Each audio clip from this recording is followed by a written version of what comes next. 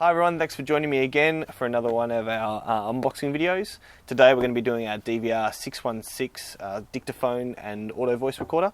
So we're going to go ahead, open the box, I'll show you what's inside, and then we'll delve into it a little bit deeper and show you some of the features of it and how to get the voice activated recording working.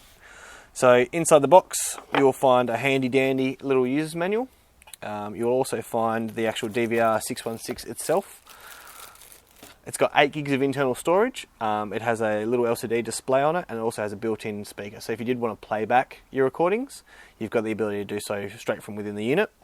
If you go a little bit deeper into the box, you also get supplied with a set of in-ear headphones. So if you didn't want to use the built-in speaker, you can just plug the headphones into the top input jack on the unit and listen to it in privacy.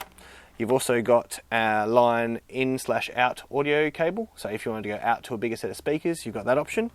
And you've also got a Type-C USB charging cable, which is quite handy. It means you can't get the adapter around the wrong way and makes charging the unit quick and efficient and easy to do.